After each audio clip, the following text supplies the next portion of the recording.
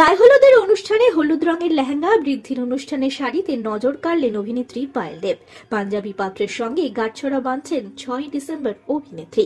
আজই বিয়ের পিঁড়িতে বসবেন তিনি। বাঙালি মতে বিয়ে করবেন অভিনেত্রী। তবে অভিনেত্রীকে দেখা গেল বিয়ের আগের বিভিন্ন অনুষ্ঠান পালন করতে। বুধবার দিন ছিল তার বৃদ্ধি এবং আইবুড়ো ভাতের অনুষ্ঠান। সেখানে দেখা গিয়েছে শাড়িতে অভিনেত্রীকে, গা ভর্তি সোনার গয়নায়, হাতে শাখা পলায় বেশ মিষ্টি দেখাচ্ছিল অভিনেত্রী পায়েলকে। এছাড়া অভিনেত্রীকে দেখা গিয়েছে নিজের বিয়ের আগের বিভিন্ন অনুষ্ঠান অ্যাটেন্ড করেই তিনি পৌঁছে গিয়েছিলেন কলকাতা ফিল্ম ফেস্টিভ্যালে।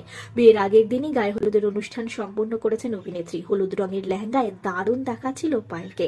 পাঞ্জাবি পাত্র শেখরের সঙ্গে বিয়ের পিঁড়িতে বসবেন। এর আগে অবশ্য হয়ে গিয়েছে তাদের আশীর্বাদ এবং আংটি বদলের অনুষ্ঠান। সে সমস্ত মুহূর্ত ভাগ করে নিয়েছিলেন তিনি সামাজিক মাধ্যমের পাতায়।